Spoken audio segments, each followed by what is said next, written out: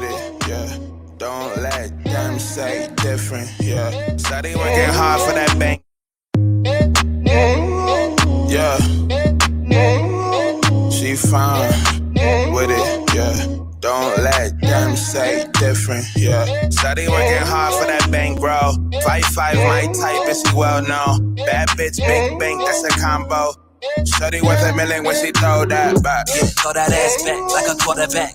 Gotta grab it on her chest like a heart attack. Hey, she want other ass. Big bills, I got her that. She call me daddy, you cannot have your daughter back. Voicemail ain't calling back. Let her way, she be crawling back. Yeah, she ain't fucking with no broke boy, she got a bag. Hey, Gucci bag, and I'm about to get her 2 more.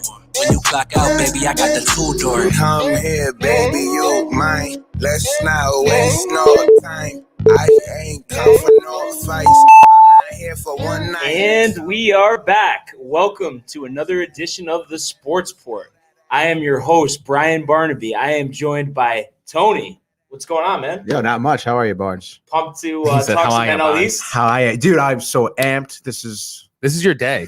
This is what it's all about. Every day is my day, Mike. As always, joined by our super producer, Mike. Hey, yo, what's going on, guys? I can't actually see your faces, which is actually funny. What do you mean? And then also via Skype, we're joined by Gino. What's going on, Gino? What's up, guys? How's it going? The Skype guy. We're in the Yankee hat for the Gary Sanchez home run today, right? Yes, and Chris Gittens, or whatever his first name is. I think it's Chris. I'm not sure, but he had a grand slam, so. Hey, we'll take it. Nice little win. And we'll also be joined by Grasso a little later to talk some NBA. So we got a lot to cover on the show today. I think Gino's room is looking a little dirty again. Wow, already? Like already, dude. It's a chair. What do you want me to do? It's a gaming chair. I don't have anywhere else to put it. The chair, though. What do you have clothes on the chair? Put those away, dude. Hanging out. I have one sweatshirt on the chair. Yes. Have some pride in yourself, dude.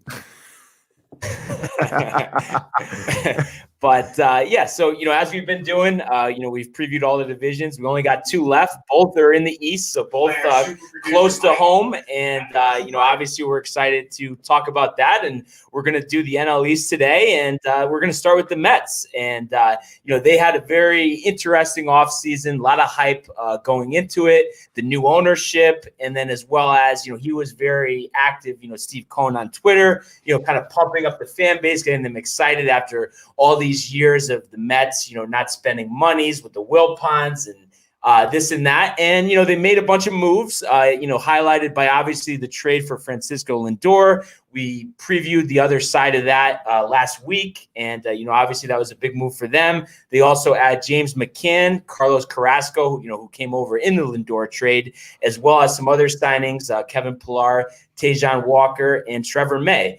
And, right now we'll start with you, Tony. What was your initial thoughts on the offseason of the Mets? Well, I mean, like you said, new owner came in. He was very vocal about what he wanted to do. He's here to spend money, telling the fans what he wants to hear. And during the offseason, he has been kind of backing up what he said, like huge additions, definitely spending money and, looking to make this Mets team finally a successful one, But obviously, as a lifelong Mets fan, I'm trying not to get too excited, But dude, I'm pumped for the season. I think we're a contending team for sure, and just New York in general. I think it's gonna be a great year for New York baseball.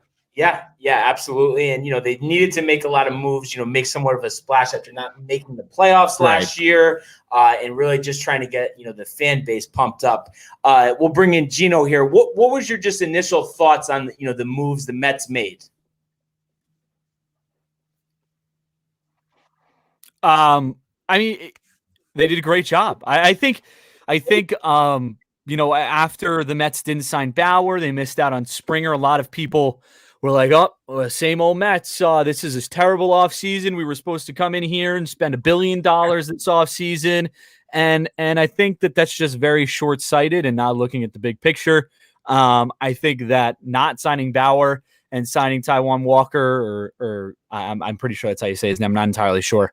But signing him was a big move. I think that's an upgrade, but you didn't need to spend $40 million a year on Bauer. I think that was a ridiculous price. And hey, the Dodgers will pay him, and they'll probably win a World Series. But But it's not what the Mets necessarily needed. They didn't need to overload the payroll. So I think it was a good move by them.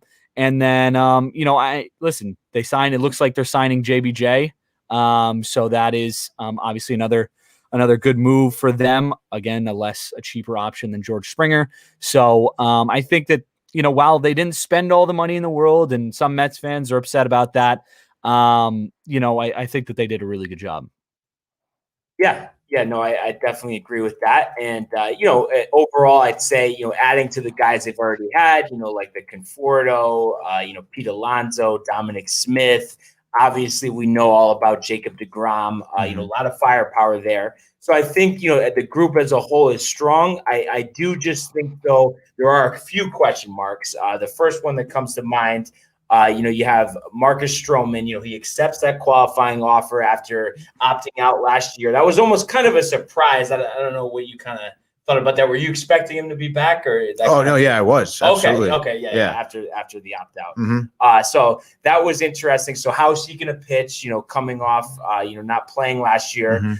We know Syndergaard had Tommy John, so he's going to be back sometimes midsummer.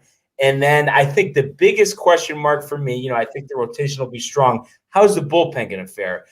Edwin Diaz, when he first came on the scene, his first year, disaster, serving up home runs left and right. Last year, he settles down, high strikeout numbers. So, which version are you going to get of him? And then also two other guys that stand out, Dellin Betances, the former Yankee who was actually at one time one of my favorite players. I think he made 3 straight or 4 straight all-star appearances, really dominant, but struggled with the injuries last year, velocity dip. And then Jerry's Familia, a guy who was the Mets, closer for a while, all-star, and he kind of fell back too. What's your overall impression of the bullpen? I mean, I have high hopes for Diaz, at least. I know, I forget how many blown. I think he had 7 blown saves, 2 years ago, and then last year. He came back. He worked with Reagan a little while. He fixed a few issues he had that they found. His velocity came up, his control came up, and it seemed like a lot of his issues too were kind of mental. He kind of got inside of his own head. He made some pretty stupid decisions in terms of choosing what type of pitches he's throwing. But no, he had a great season last season. He's definitely bouncing back. As for Betances, I know now he's held. He feels really good. There's been reports. I think he's into the mid to high 90s velocity right now, which is exactly what you need. Yeah. And then on top of that, Lugo isn't going to be out for a while. I think June maybe at the coming back. It was just a minor surgery and a bone spur in his elbow. Thank God, But dude, I think they have a decent bullpen to kind of back up their starters. I know we got Trevor May as well. We signed, so I'm hopeful. Yeah. Very no, hopeful. The talent is there. The names are there, exactly. That's for sure. So, Gino, what's your thoughts on the Mets bullpen? Real quick, I was bamboozled, and I said Jackie Bradley Jr. is signing with the Mets. It was a joke, because Bob Nightingale had said earlier today that Sandy Alderson, he said that the talks didn't go far, and obviously Nightingale's the worst reporter in the world. So one of my buddies who was a Mets fan was making a joke, so I was bamboozled there. But in terms of the bullpen, there's a lot of questions. There's Lugo going out is going to be a problem for the first part of the season, because I think he is one of their better relievers in that bullpen. They did sign a couple guys in that bullpen who I think could help them. But you're right. It's kind of similar to the Yankees starting pitching situation, and we'll get to that, I'm sure, when we talk about the AL East. But a lot of guys who have the potential to be very good, but you're not sure. It's a lot of question marks in terms of.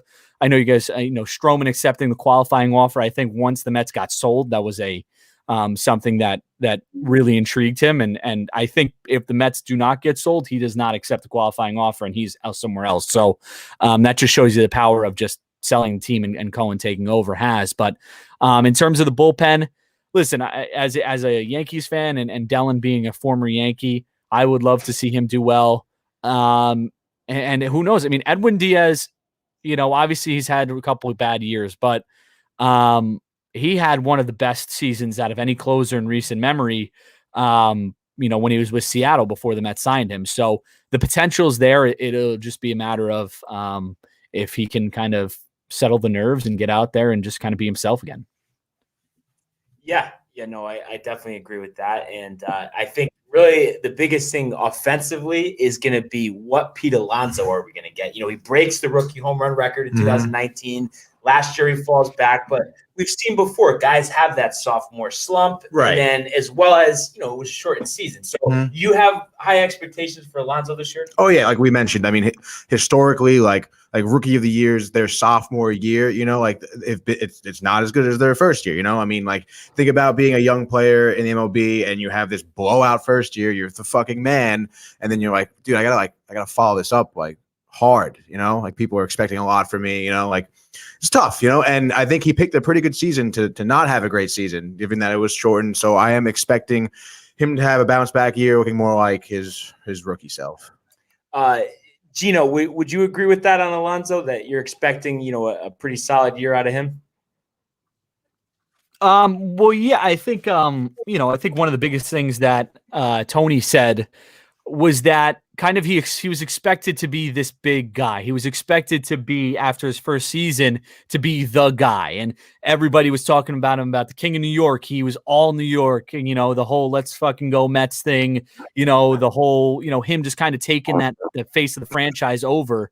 That was I think a lot on him. And a New York Post released an article about why he's quit social media recently, and I think that might be actually help him, because I think it might have gotten trapped up in a lot of that, and trapped up in a lot of the craziness and experience, or craziness and kind of like being that guy.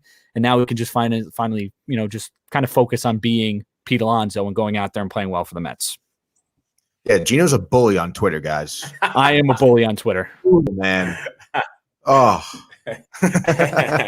But so the Mets, I think and we'll get to our picks after we preview all the teams, but I think we can agree on paper and just talent wise, you expect them to be at the very least in contention for the playoffs. Yeah, and we'll get into the other teams in the division. The Philadelphia Phillies. So this offseason, their biggest moves were bringing back Real Muto, a guy, their catcher who was supposed to be, heavily sought after. But I think originally he was going for $200 million, and he never really came close to that. And actually the Mets were interested, but they go with McCann instead. They didn't want to wait around.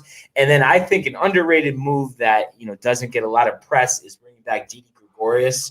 I think he had a pretty solid first year in Philadelphia. And as we've seen with the Yankees, clutch player, great clubhouse guy. So I think that was big, for them. And then, when you combine them with, Bryce Harper, of course, who they brought in on the big free agent contract a couple of years ago. You have Gene Segura as well as Rhys Hoskins that, you have the potential to score, a lot of runs.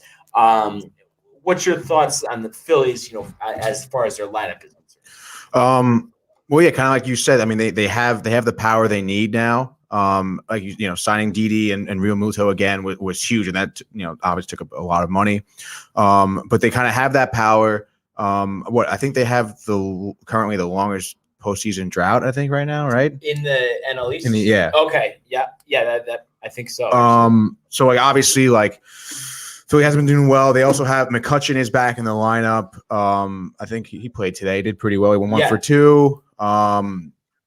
So I mean, like at that point, like you set yourself up for a good year. I think the rotation is going to be a little bit behind though. I know they brought in a couple of veteran starters like Chase Anderson, Matt Moore to kind of help out with the younger players. They have Anderson and Velasquez. Like I think it's going to be up to their rotation to kind of see like if they can, hold teams to not a lot of runs, Yeah, I'd agree. So, I mean, I think, Nola and Wheeler, 1 and 2, those guys. Right, those are good. Yeah, for sure. What are we going to get out of the back end? And then as well as, what's the bullpen going to look like? They finally, it seems like, are not moving on, but moving on from Neris being the closer. He had some rough years, and they bring in Archie Bradley. Now, Gino, what's your just initial thoughts on the Phillies this year? I think they're an interesting team because I feel like they could finish I mean, the NL East is a good division. I think there's a lot of good teams in the division. Like they could finish as low as maybe even fourth. I think there's a lot of uncertainty surrounding their entire team. Obviously, you look at last year's stats, and we talk a lot about. Obviously, it was a shortened season, so you can't put too much into it. But Rhys Hoskins batting .245, only 10 home runs. Obviously Harper having a little bit of an off year with .268. He had 13 home runs. So, some of their other guys didn't perform as well. I think Didi Gregorius, I think you're right, is a good pickup and another good guy to bring back there to kind of, help out with that lineup and be a good, solid lefty bat in there. The pitching will be interesting. Obviously, Jake Arrieta, I believe he was on the Phillies last year. He goes back to the Cubs, so they lose him. So I don't know. I don't know what to think. I think it's a very uncertain. I'm not sure what to think of the Phillies. Yeah, and I kind of am in agreement with that. The talent, just like the Mets, is there, but I think more question marks.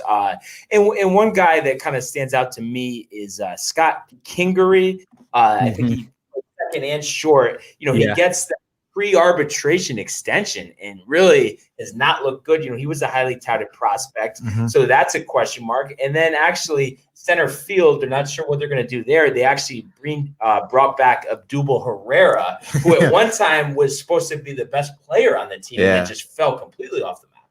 Yeah. Well, Herrera got in trouble with domestic abuse, right? Did he not? I'm not sure. Gino, did you hear anything on that? I don't know. Tony would know the best, I think, out of all of us. So I would say yes. I could be. I mean, I don't want to toss around accusations, but I'm pretty sure, dude. Okay, yeah, no, it could have been. And I think that might have been combined with some, underperformance as well. But I know he did have, one or two. Yeah, dude. So yeah, it was a domestic violence dispute, and it's actually pretty. It's weird. Like the policy between the MLBPA and the MLB, you're not allowed to cut a player for a domestic violence dispute, right? So he got sent down to the minors for last year. That's where he stayed. But they're still paying him, so it's at this point, obviously he did apologize, kind of paid his dues, I guess, but. At that point, why not use him if you're paying for him? Yeah, if you're paying for him, and I think it's one of those things. Even though he was at one time, the star player, he's got to earn it. Otherwise, exactly. Yeah, at this point, and he did spend a year in the minors, right? Yeah. So, a guy that always had a lot of potential. So it'd be interesting to see what happens there. Just if I can interject there real quick, I think I didn't bring this up, but I think a guy to look out for too is Alec Boom, I think it is. He batted .338 last year. He's a 23-year-old third baseman, bat .338, struck out only 36 times last year. Looked, by far the best hitter for the Phillies. So that's a guy who you're going to look to take that next step and kind of help that team out because they are a little bit up there in age. He's the only guy in that starting lineup that's under 25 years old. They are under 27 years old at that. Not a lot of youth on this team. You mentioned Scott Kingery. That's another guy that they're going to hope can take a step back in the right direction. So it'll be interesting to see what they do here. But again, I think, uncertainty we're feeling about season. Yeah, no, I'd agree with that. And just one other thing that, I think plays into it and why, I would never, count out the Phillies is Joe Girardi.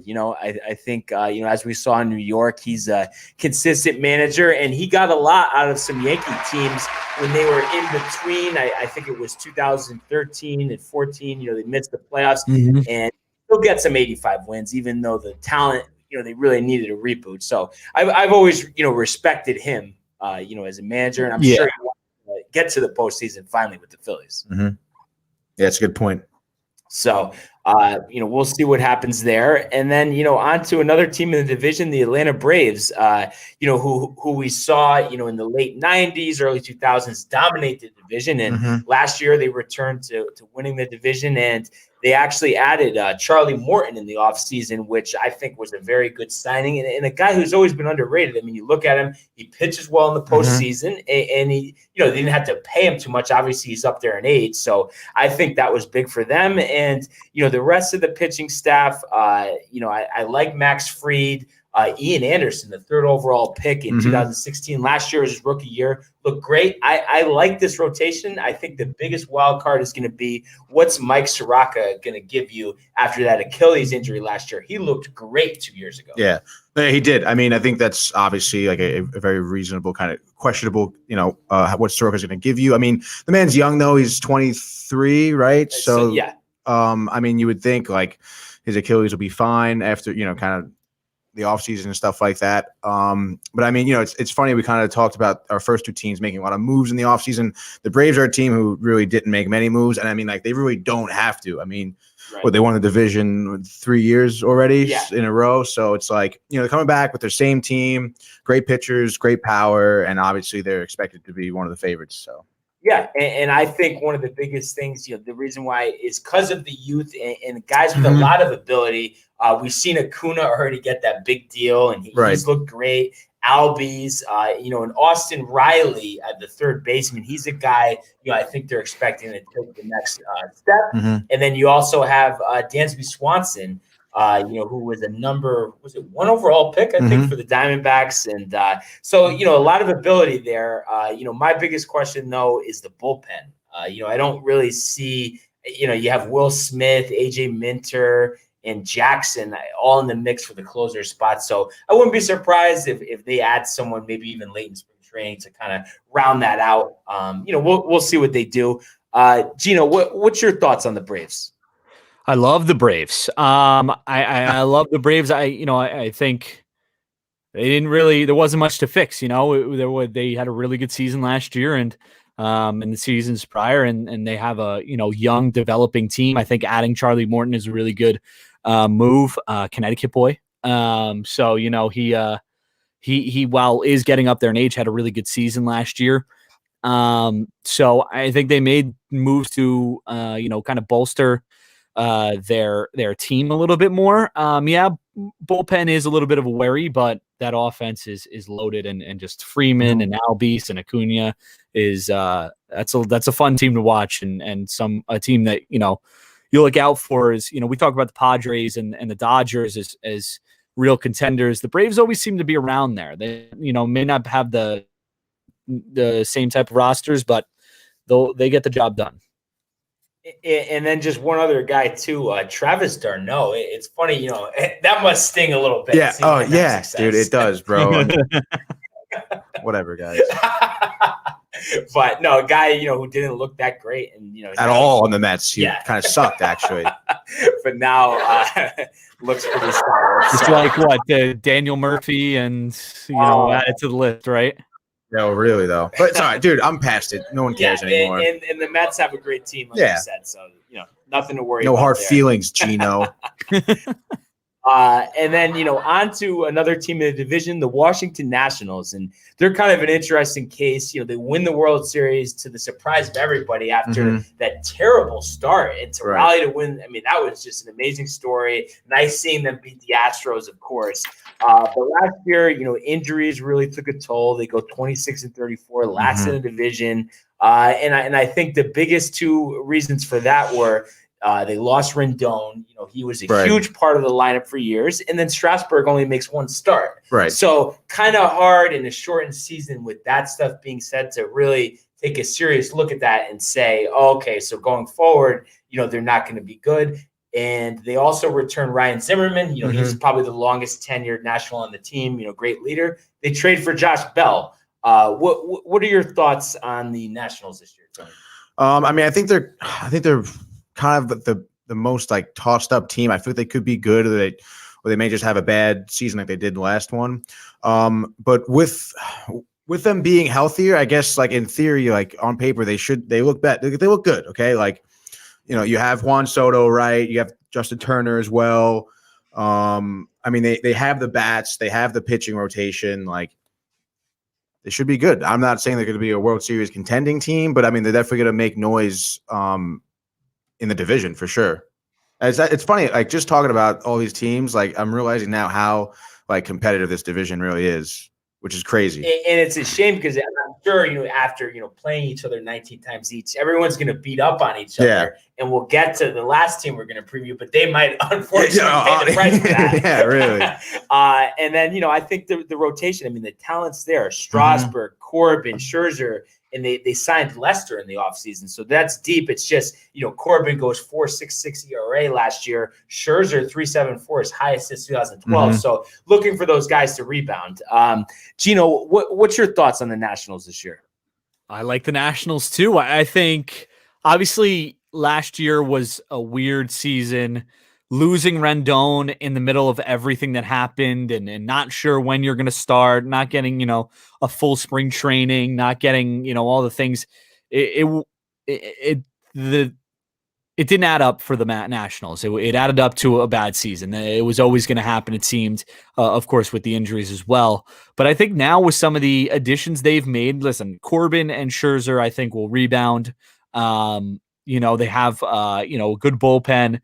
Like you said, Josh Bell, Kyle Schwarber will add to that offense, and there will be this team is going to look good. I think that they're going to look good. I think they have all the pieces there.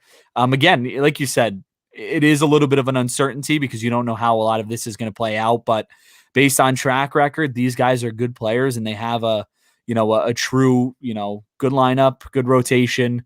It looks they did lose Doolittle, which will be interesting. But I think that they're good. Yeah, and I think bringing in Brad Hand, that should offset the Doolittle loss. Yeah, right. So that was big. And then two guys that I would look to improve this year. Rendon's replacement, actually, Carter Kieboom, 2016 first round pick. Didn't look good in limited play last year. And then Victor Robles, he was big in the World Series run. He hit 220 last year. So those are two guys. I mean, imagine if they're going with the rest of that lineup, they're going to score a lot of runs. Oh, yeah, for sure. Big bounce back year for the Nationals. Yeah. No, I definitely, can see that happening. And then, on to the last team in the division. And, a team that I think will probably finish last despite, you got to hand it.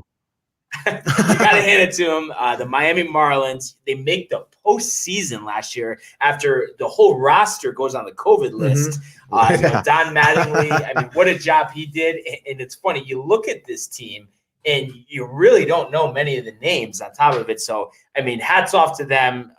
That was impressive. But just being fair here, I kind of think, if there was a full season last year, that it might have been a 70-win team. Yeah. It's a young team. Obviously, they had momentum in their favor last year. They had the hype. Like I said, they're young. They were energetic. They obviously are having good team chemistry. They got knocked out by the Braves in the postseason, right? I believe so. Yeah, the 2-0 sweep.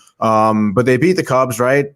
I think, yeah. Okay, yeah, 2-0. Yeah, 2-0. And then they lost 2-0, I think, to the Braves. Yeah. So they're a promising team for sure. Do I think they're going to be really contending? Not really. However, I think they could steal a few wins from the other teams in the NL East. So they'll definitely make some noise for sure. Yeah. Because I think there's going to be obviously a very close run in the NL East here. So them stealing a win from the Mets or from the Braves, it will cost those teams for sure. Yeah, and one thing I think is a shame. We know there's some young talent, some guys still in the minors. I just feel like they got so ripped off for Stanton, Ozuna, Yelich, Lewis Brinson. He was like the chip prospect in the Yelich trade. He hasn't even hit 200. So that's kind of a shame. Gino, what's your thoughts on the Marlins? I will make a bold prediction. The Marlins will not finish in last place of the NL East this year. I don't think that they're that bad. I think that they're just growing. I think that they can, like you said, steal some wins off some. Listen, no, you don't know a lot of these names, but that's because they just came up. Right. They've basically traded away their entire team. Obviously Brian Anderson is the one that sticks out as a guy who's going to kind of be the leader on that team and a guy who will probably be up there with, best player on that team. But honestly, I do see the I see some potential. I can see, we don't know what's happening with the Phillies. If the Phillies will be good, we don't know what's happening with the Nationals will be good. We assume that the Mets and the Braves will probably be good. I just think that last year was not a fluke. I think that, are they going to finish in first place or second place, make the playoffs? Probably not. But I can see them putting up a fight. I think the NL East is the best division in baseball right now. And I think that the Marlins are not going to be as bad as maybe some others think. So some people think they will be. I disagree with that. I mean, I would give him like 3 years. Then there'll be a nasty. Yeah, but they're going to be nasty. But the Rays have have shown that you can do things with players that not many people have heard of. So I think that they'll be okay. They're not going to win 90 games, but I don't know. Maybe they don't finish in last place. Dude, the Rays, bro, they play the Yankees all year. Who cares, dude? Like, what do you mean? I think in the NL East, I don't think they'll compete. I don't think they're going to be in last. All right, that's fair. Yeah, dude. I don't agree. I Fine, think, dude. You can get out, dude.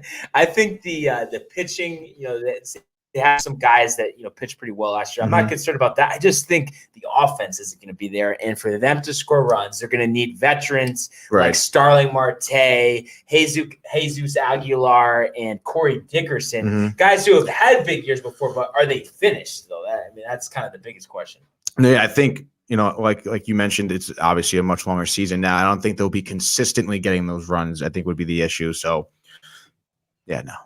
Last place, fine by me. Fine by me. When I'm right after the 162 game season, I want you to acknowledge that. Okay. When I'm right, you have to buy me dinner. All right, fair. If I'm right, you buy me dinner, and if you're right, I'll buy you dinner. No. You said if I'm right. You said if you're right, I have to acknowledge it. You didn't say I have to buy you dinner. By buying you dinner, I would be acknowledging the fact that you were right. I will also acknowledge it on the podcast. Fine, whatever. We'll do it your way. All right. Typical Yankee fan doesn't get his way. He gets upset. Okay, dude. I will buy you dinner. We'll pick the division. And one thing I just like to say is this division is so good. I think, like we said, teams are going to beat up on each other a little bit, and it's going to be a shame. I want to see the regular postseason format, but if they do go back to that, these teams are going to get robbed of playoff berth because we know San Diego, at the very least, is going to get the wild card. So that leaves only one wild card berth, and we have 3 or 4 teams that can get the playoffs. So that's kind of a shame, but we'll see what they finally. We don't know what happened. Yeah. Rob Manfred, if you can make a decision, we'd appreciate it.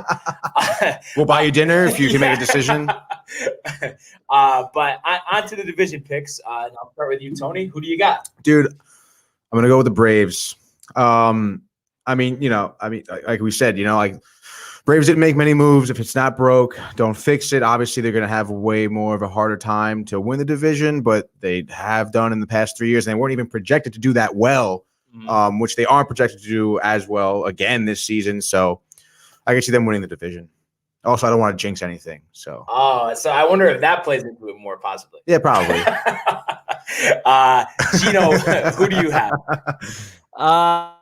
2 on the pure fact that they are the one team that we know exactly what we're going to get from them. It's no uncertainty, whereas in the Marlins, the Nationals, the Phillies, the Mets, a lot of uncertainty considering you have injuries, people coming back from injury, people coming back from, people getting traded, acquisitions, stuff like that. So the Braves are the one team that has stayed the same, and you know what you're going to get from them. And if I have to, put money on it, I'm going to go with the Braves.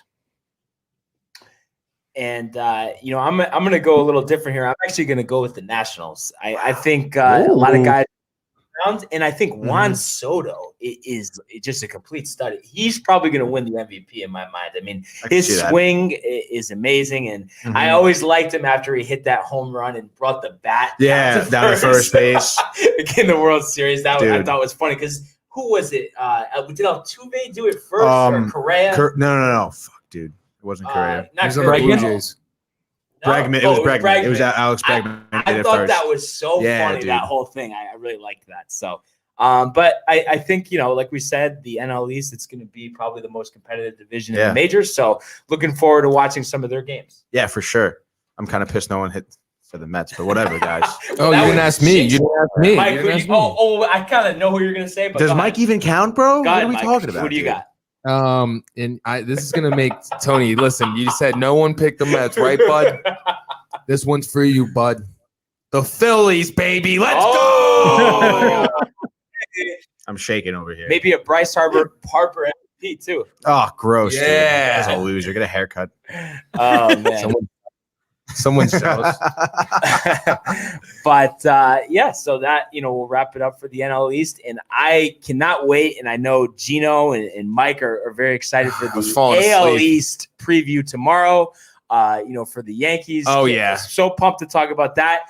Me and Gino were talking before. Gary Sanchez goes deep, so hopefully today in the game, hopefully that's a sign of things to come after a rough year last year. So we'll deep. preview tomorrow. That's Very not a deep. player that could do that. Oh yeah, no, not one ever. But looking forward to that tomorrow. We're gonna take a quick break, and then we're gonna talk some NBA with Grasso.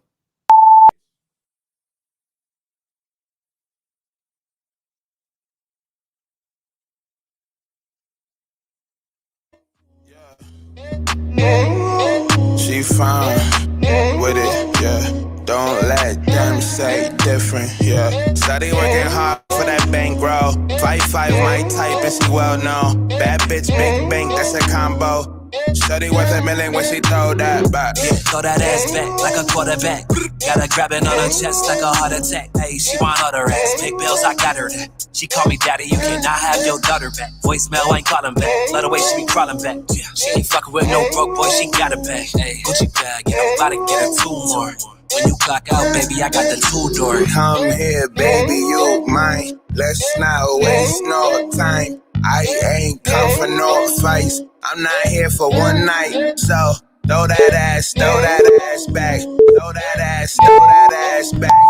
that ass. Welcome back, and we are joined by Grasso. What's up, man? What's going on, bud? Good to have you back, ready to talk some NBA. Yeah, And- baseball's almost over for you guys, huh? Finally, it's about time. But yesterday was an interesting day in the NBA. Some games, went the way that you wouldn't think. We had a lot of blowouts, some close games, and we'll start with the first game of yesterday, and that was the 3:30 game on ABC. Clippers versus Bucks. And when I watched this whole game, and when I first watched it, I was like, wow, this is going to be the most exciting game of the day. And the game we're going to preview or break down after this probably was actually a little more exciting. Nevertheless, this was we saw everything in this. The Bucks end up on a 9-0 run to end the game. Giannis goes off again, 36 points, 14 rebounds, 4 blocks, that huge slam to finish it. Really was impressed with the Bucks. What were your initial thoughts of this game? Well, originally, this is a playoff game, right? Like it had that feel.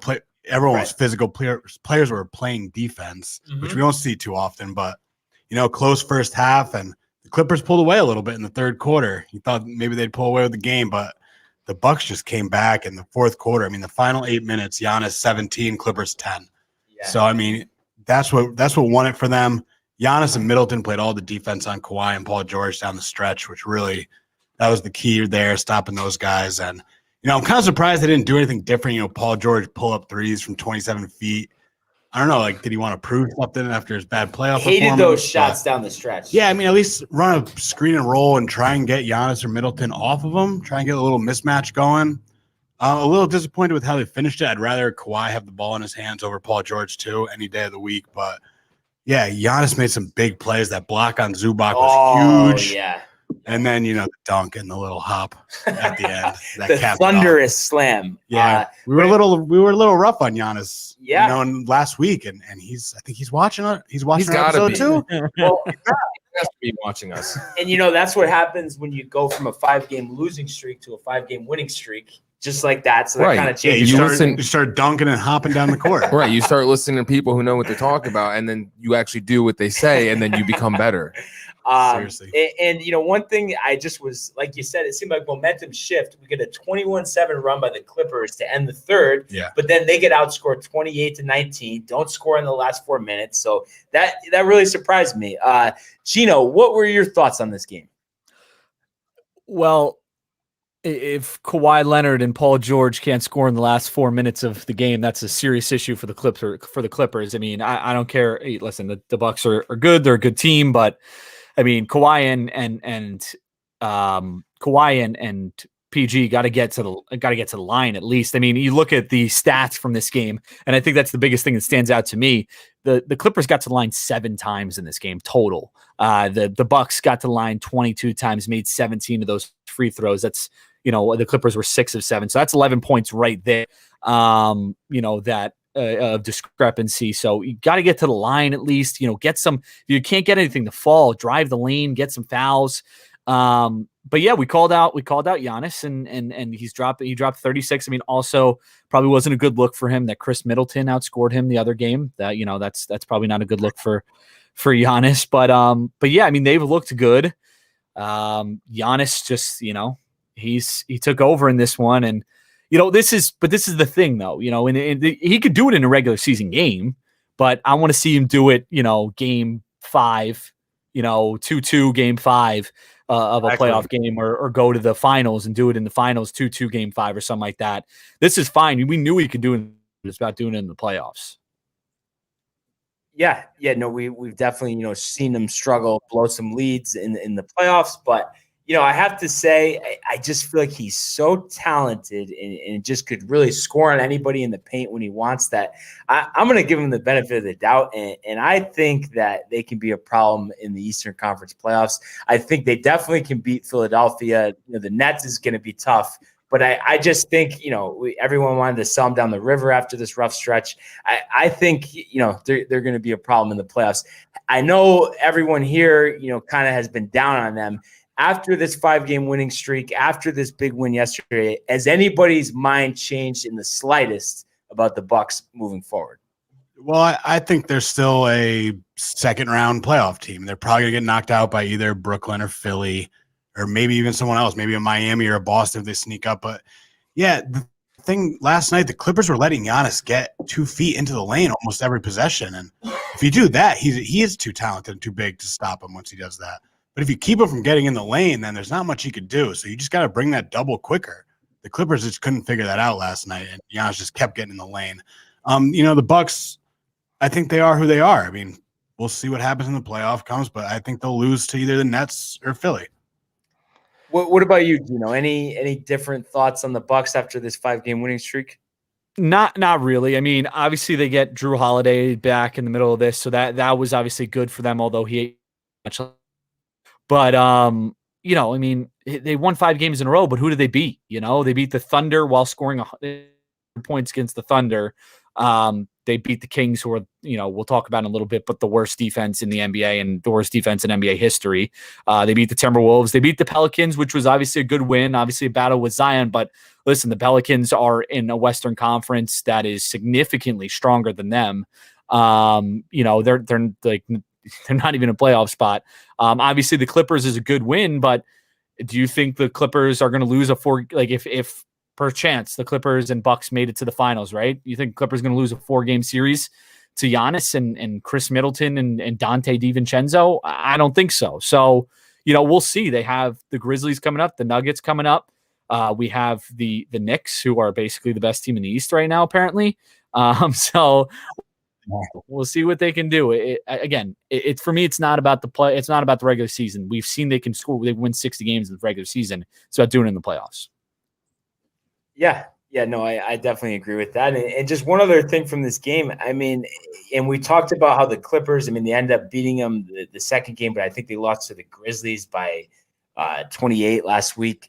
Mm-hmm. A lot of inconsistent performances. I don't like their shots down the stretch. They just love shooting 3 balls, and you have 2 of the best finishers. I don't know. And we saw them flame out in the playoffs last year. I'm not that confident that the Clippers can make it past the second round, which they haven't even in their franchise history. So, I think that's a big storyline from this game as well.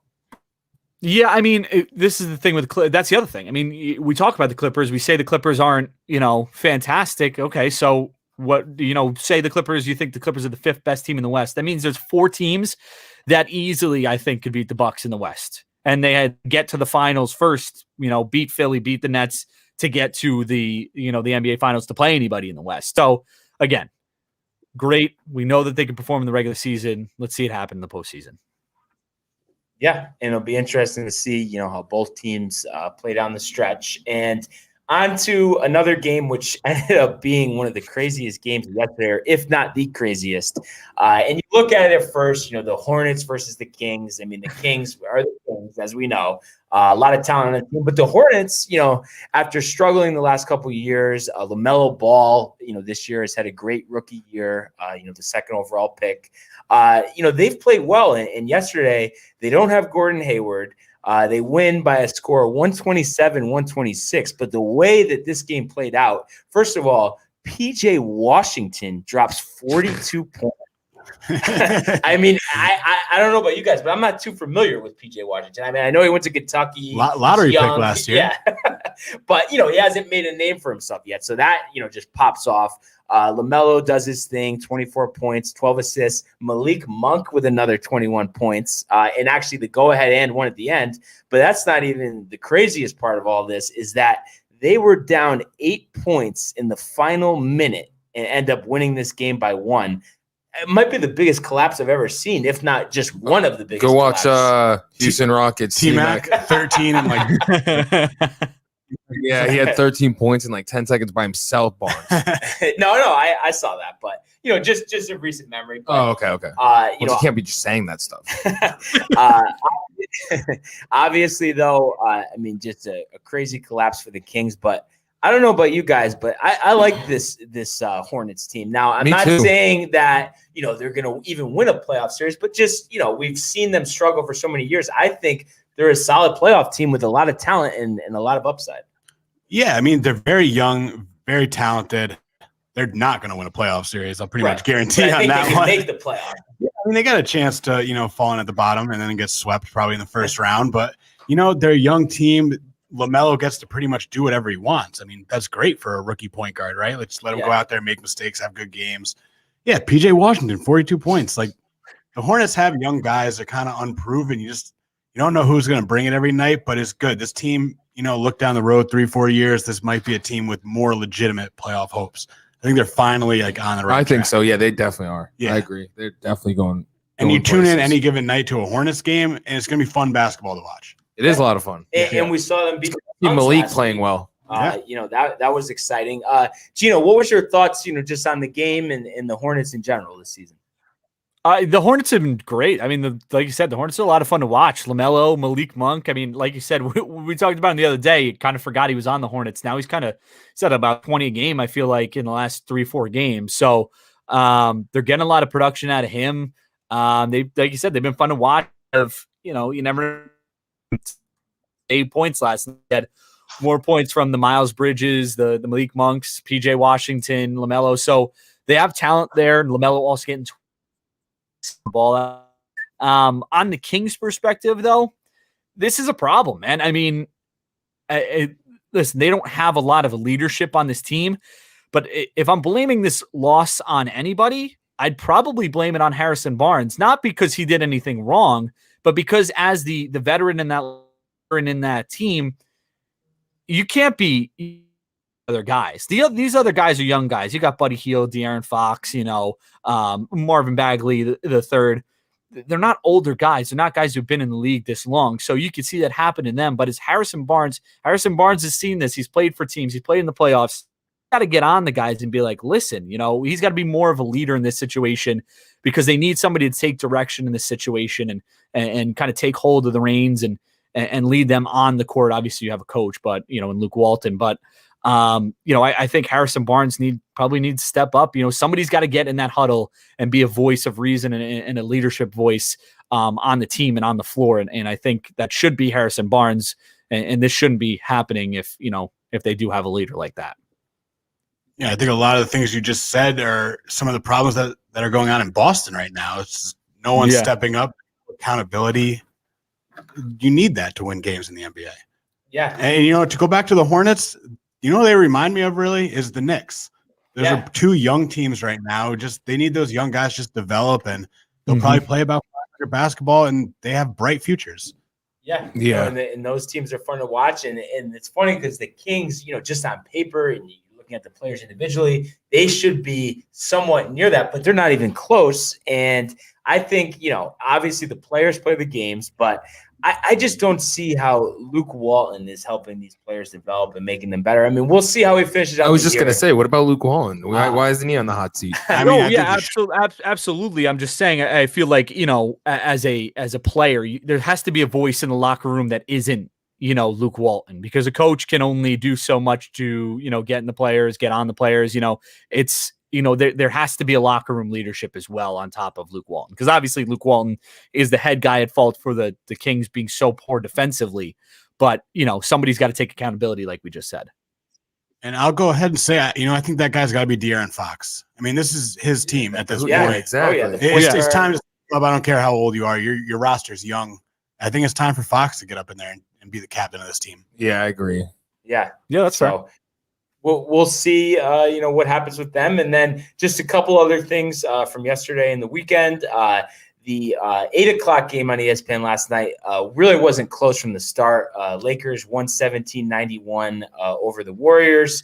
LeBron, only played like 28 minutes, so he gets to rest, which is big. And after that 4-game losing streak, I mean, I get it. The Warriors, they're not going to contend for a title, but wins are wins, and it's nice to get 2 in a row. And I just thought it was funny after the game. Steph just brings up about how the league is still remembering what they did, from their 5-year run. And I just think with Steph, I mean, hey, listen, you've had a great year, but I think it's just like, don't worry about that. Worry about this year. Worry about leading the team. And right now they're barely hanging on to a playoff spot. So I think, he should be more focused on this season than the past, a 5-year run from a couple of years ago. Yeah. And, I think he is right. I mean, people are coming at the Warriors. They were last year, harder than ever now, because they know they can beat them.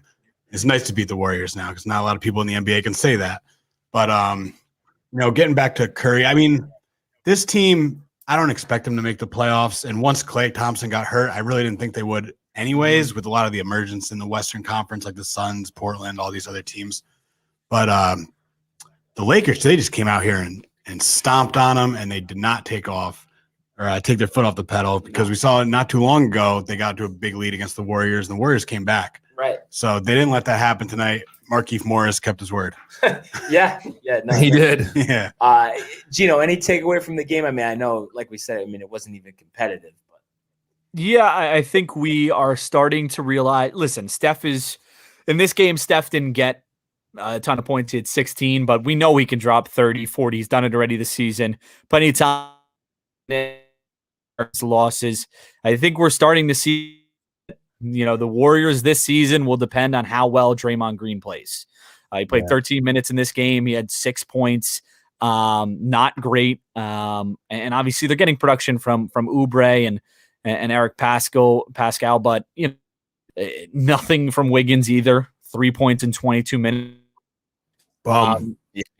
It's going to be some, but mainly Draymond, because you see when Draymond plays really well, this Warrior team looks pretty good. Mm-hmm. They have another option. They have Draymond playing really well defense and facilitating, and kind of hitting Steph for spot up shots and stuff like that. But when he doesn't play well, they look a little bit worse and look like a team that's struggling to win some games against better opponents. Yeah, no, I'd agree with that. And I think a big part of this year is developing James Wiseman. I think he has the potential, and he'll be a big asset for them down the line. And I think they have to consider out of Wiggins and Oubre and these guys, like who are they going to keep around going forward, because they can't have all these guys on the roster. I mean, they need Klay back. Yeah. Oh my God. Yeah. And he'll be back next year, and one of those guys I think has to go. Oh yeah. I'm sure they'd love to all of them. Wiggins. They're both bums. Yeah, both of them. That contract worse in the league. Yeah. Yeah, Wiggins? Yeah. Oh, my God. Yeah, Wiggins on a max. That's like a contract. Joakim Noah type contract. Actually, like Eddie Curry back in the day. Yeah, Eddie Curry, I'll give you that. Or Luol Deng. And speaking of the Knicks, they had quite the weekend. They sweep both of their games, a close one with the Pacers, take care of business with the Pistons. What do you got on this, Mike? I can tell you what I got.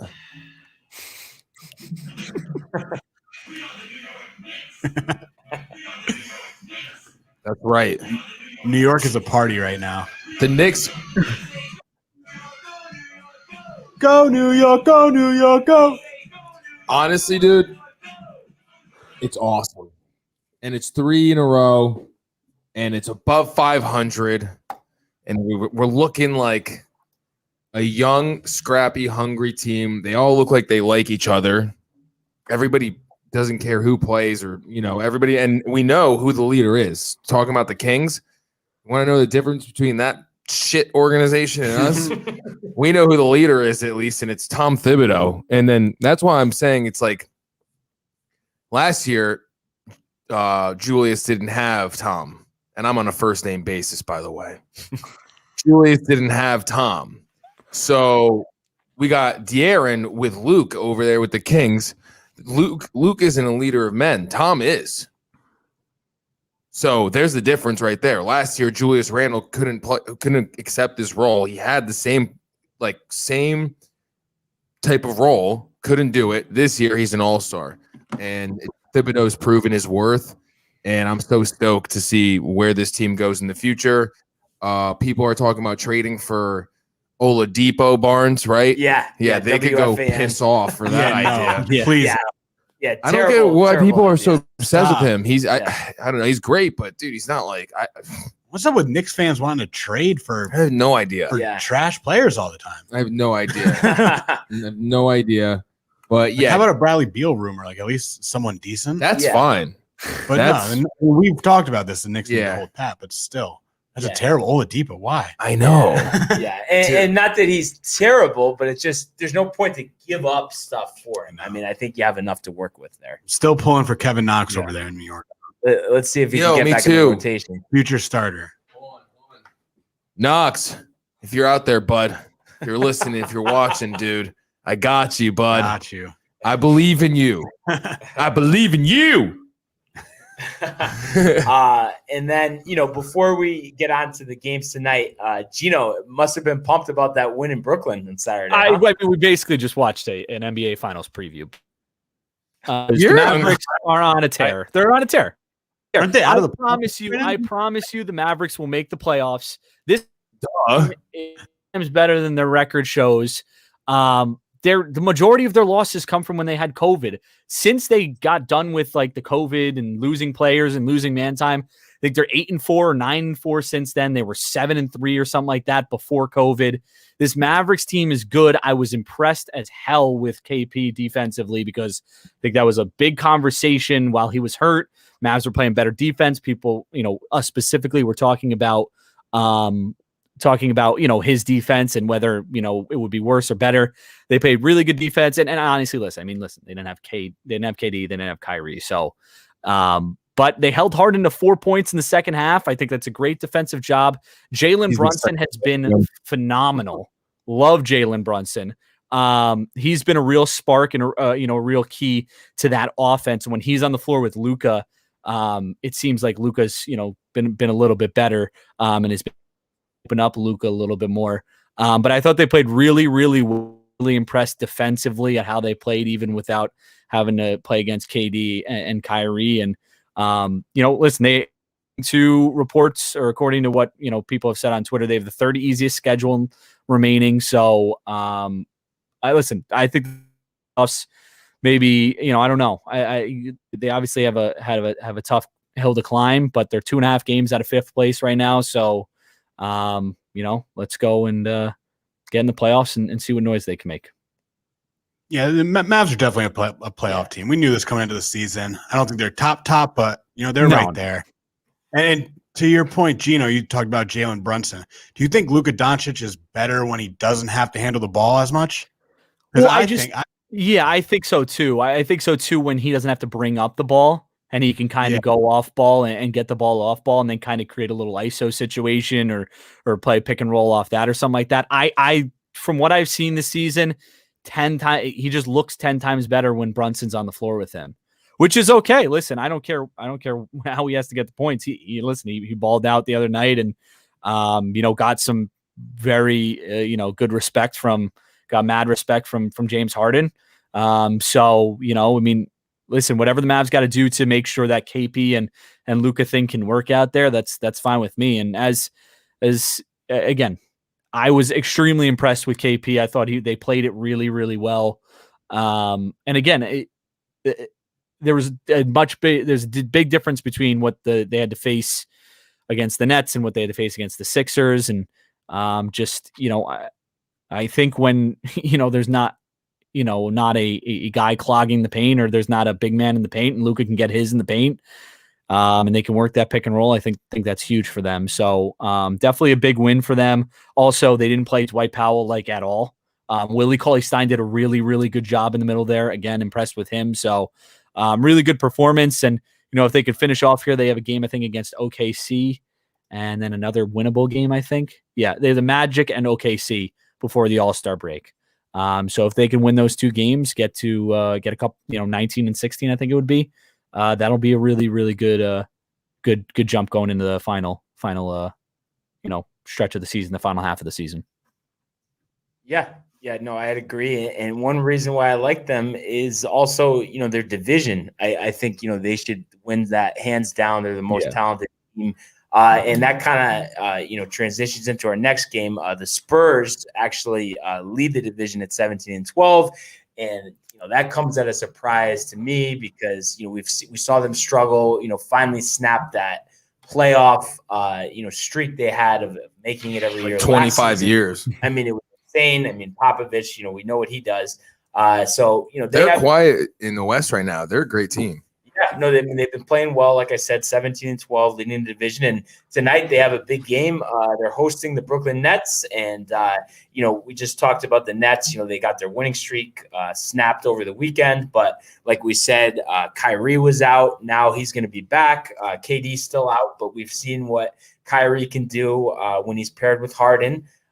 So I think this is going to be a big test, for the Spurs. If they want to keep up, I mean, this is the best of the best, going against the Nets. And right now, I mean, the Spurs have been playing well because DeMar DeRozan, who I thought was really, on a downward spiral. Yeah, he's been playing well. He's been playing well, 20-7 this year. And we've talked about DeJounte Murray. He's got 15 points per game, 7 rebounds. He's played well. And Keldon Johnson, the second-year player, he stepped up his game. Unfortunately, he's going to miss this one. And then you have the contributions from LaMarcus Aldridge, Rudy Gay, and Patty Mills. So kind of a mix of veterans. What's your initial thoughts about this matchup? Do you think the Spurs have a shot here? Yeah, I mean, I definitely think they have a shot. It's like the players you mentioned, they have a good balance of, they have DeRozan, Aldridge, and Rudy Gay. I know Aldridge and Gay both might not play tonight, but along with the young guys, DeJounte Murray and Keldon Johnson and Lonnie Walker. So they have a good balance of young guys that are talented with high upside and veterans who are kind of on the decline but can still produce really high. Right. Like DeMar DeRozan's been playing really good. He's one of the worst defenders in the league, but we'll give him a pass because, it's the NBA. Who really cares? Yeah, I mean, with those guys sitting out, it's going to be tough. And Kyrie back, I'm still taking the Spurs in this game. I think the Nets are going to lose on the road, and San Antonio's going to bring it home. And it's funny, that would actually snap. The Nets have a 5-game road winning streak, so we've seen them play, well on the road this season. Gino, what's your thoughts on this matchup? And I don't know, it doesn't really matter who they have on their team. I'm just always bored by them. I don't know why, and maybe it's just because Tim Duncan, that whole era, they were fantastic, but it just always felt like they played a weird, boring style of basketball. But yeah, I mean, do we know if Kyrie? Sorry, I don't know if you said this, but do we know if Kyrie is going to be available for this one? Last time I checked, I thought he was going to be available. Because he just was out with rest, I think, against the Mavericks. So I think that. I think that the Nets will probably end up winning this one. The Spurs, though, it's what happens when there's a well-coached team. No matter who they have, Popovich managed to get the job done. They have the right pieces there. Everybody buys in. And, I know I was one of the people who said earlier in the season that I thought maybe the Spurs Obviously, we're typically used to that team being so well. Maybe they take a step back, not making the playoffs, and kind of look worse than they have in recent years. But hey, they're getting the job done. They're doing, they're doing what the Spurs do every year. So all the power to them. But I think the Nets take this one tonight. So I'm going to actually go with the Spurs. I like what they've done, and we mentioned Popovich, and I think that's a reason why he can create defenses to stop Harden and Kyrie. So that would be a big upset, of course. Who do you have, Mike? Yeah, I'm gonna go with the Spurs actually too. Wow, 3-1 on the Spurs.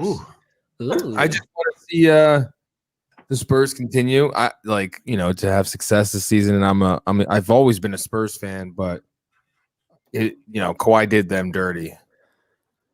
Yeah, that's true.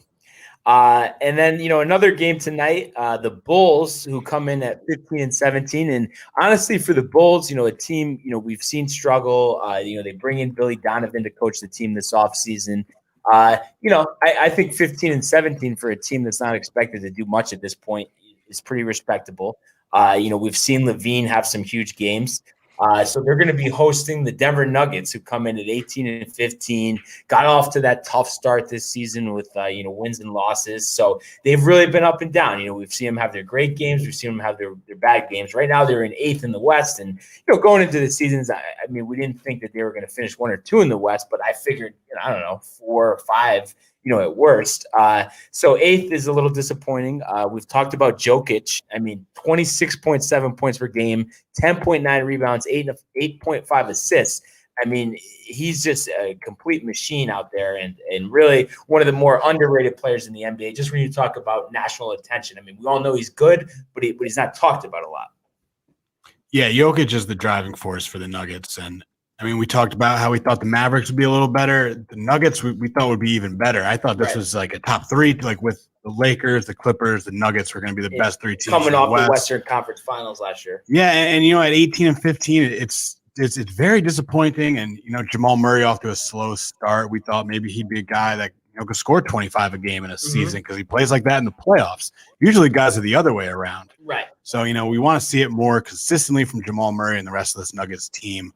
So, I'm looking for them to come out and blow the Bulls out, because the Bulls, sitting close to 500, who would have expected that? Right. Zach LaVine can score. We know that. Yeah. He's a beauty to watch on offense, and they have young talent, but they're really not a good team, complete, well put together team. The Nuggets are, and they should beat them good tonight. But what's your thoughts, Gino? I think that. Yeah, I think the Nuggets are a good team. Like when Murray, like we mentioned, Murray's on fire. When he's playing well, and you obviously got Jokic playing well, it's they're a good team. And this Bull team is, like we've talked about a little bit before. They've been a little fun to watch. Obviously Markkanen is missing, but Levine has been just an absolute powerhouse. So they're fun to watch, but this Nuggets team, I just think, is better. I think defensively they'll get the job done. They'll do a good job on Levine, and I think the Nuggets probably win this one. But I don't know. I don't think it'll be that. I don't think it'll be a blowout. I think it'll be a closer game than maybe some may expect. But I don't know. It's a game that I would be intrigued to watch. Yeah, no, and I think it'll be high scoring. I am gonna go with the Nuggets. I've always liked them. I like their guys, and not even just Murray and Jokic. Will Barton is very solid. Morris is good at the point guard position, and then Otto Porter Jr. He's got a lot of not Otto Porter Jr. but Michael Porter Jr. My mistake. He's got a lot of potential, and he saw he comes into the league, he misses a lot of time to start. He's had some great games, up and down. So I really like him, and I think he's going to be a force going forward. But this is the type of game that the Nuggets have lost this season. Yeah. We saw them get swept by the Wizards. They've lost to the Hawks and the Kings. So wouldn't be too shocking, if they did blow this one. But I think they are going to win. Who do you have, Mike? Yeah, I'm going Nuggets dominating. Jokic 50, 10, and 10. That wouldn't be a shock the way he's played this year. Yeah. Yeah, we'll see what happens there. And then just one other quick NBA note. It just came out before the show started. The Hawks fire Lloyd Pierce. Bad start to the year. Not that much was expected out of the Hawks, but I don't know. Just with Trae Young, with bringing in Bogdanovich, Gallinari, you expected them to be a little more competitive. So I guess, that's why they went in another direction. Yeah, this caught me by surprise. I mean, Lloyd Pierce, a former Sixers assistant, so I got love for him. But I didn't expect Atlanta to be any better than they're playing this year. Uh-huh. And they have no defense on that roster. I mean, I think people expected the playoffs because they bring in Bogdanovich and Gallinari. But yeah, this is where I kind of expected them to be, which leads me to believe that there might be some locker room turmoil there. Yep. We know Trae Young. He wants the ball in his hands 24/7. The rest of the team doesn't want that. They want to play more team ball. John Collins especially. They got a lot of talented guys, Cam Reddish, DeAndre Hunter, Kevin Huerter, guys who want the ball. I think there's a little problem there. Now, I don't think everyone really knows their role, and I think they're blaming the coach on this one. So I think Lloyd Pierce lost his job over that. Yeah, what do you think, Gino? Yeah, I mean, the Hawks, listen, with Trae, I think there's always going to be a lot of hype behind them because there's always the possibility that he goes off and, maybe he carries the team. But we've seen year after year that he's just maybe not able to do that, or just because of how much he controls the ball, it's not possible. So, I think that I don't know what the Hawks need, but I feel like they should be playing better than they are right now with the talent that they have. So we'll see what happens. We'll see who they bring in.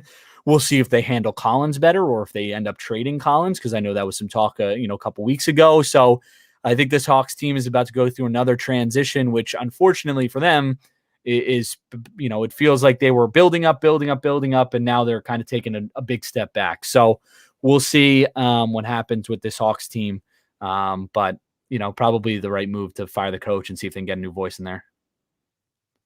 Yeah, and if the Hawks do decide to make a big trade, John Collins or some of these other younger guys with a new coach, new personnel, that's just another group of guys for Trae Young to play with. And we've seen it in history with young players, young stars, that when they have so much turnover in their organization early on in their career, it takes them forever to really get going. So I would hate to see that for Trae Young.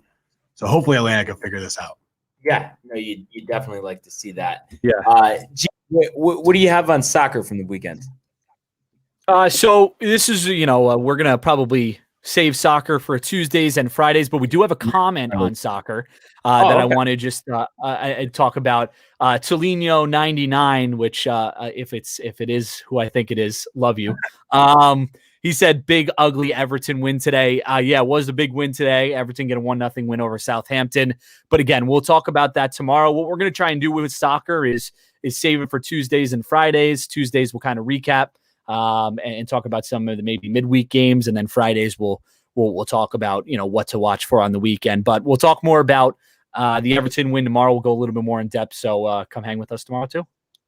Yeah, that should be good. And then, just also from the weekend, the WGC, Morikawa ends up winning, 18 under par, fourth win before age 25. If he really gets his short game going, he'll be the number one player in the world. I mean, he's pretty impressive. And you look at a lot of stuff, it's all in comparison with Tiger Woods. And speaking of Tiger Woods, it was great to see across, not just in that event, but the alternate event, the LPGA Tour, everybody wearing red on Sunday to honor Tiger. I love that. I love when everyone, comes together and for a good cause. That's a really good thing to see. So I really happy to see that. We'll have Bay Hill coming up this week. I'll preview that on Wednesday. So, that was good to see. And then also JJ Watt a couple hours ago signs with the Cardinals. And that actually kind of surprised me. I didn't expect him to go there. I thought he wanted to go somewhere where he was one step away from the Super Bowl. I think they're a little further back. Yeah, I think with these big free agent signings like this, it's always the team that no one ever talks about. There were so many teams talked about, like the Colts and, teaming up with his brother in Pittsburgh would have been great, but they didn't have the money, obviously. Yeah. And then out of nowhere, the Cardinals sign him, and you're just like, oh, okay. Yeah. I feel like that's just how it goes. The team that always gets the guys. Reunion, him and Hopkins. Yeah. I did hear that. I didn't think about that. So did that catch you by surprise, or? Yeah, I think we heard earlier, like maybe a week or two ago, that he had narrowed his teams down to Green Bay, the Titans, and think Buffalo was maybe the other team or maybe another NFC team, but the Cardinals weren't on that list. Yeah, no, the Cardinals weren't on that list. So I think that was surprising because I mean, listen, like you said, the Cardinals are not one step away, but that defense is very good. Kyler Murray's up and coming. They have DeAndre Hopkins. So there's promise there. And in a, who knows? We don't know what we're getting from Russell Wilson and the Seahawks.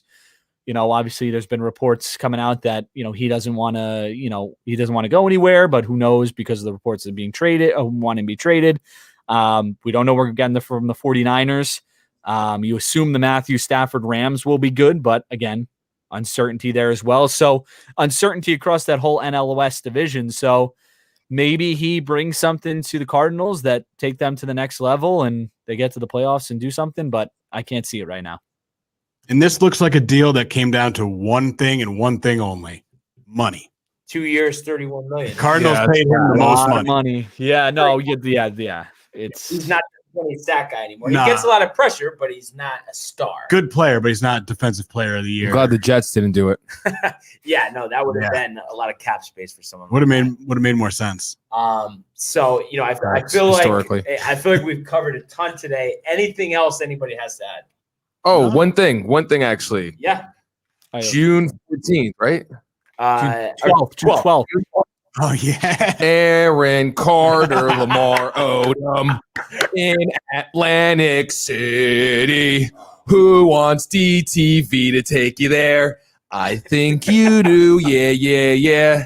I'm buying an Odom jersey for the occasion. Oh, definitely. We should all just come decked out in Odom. Maybe he'll point to us.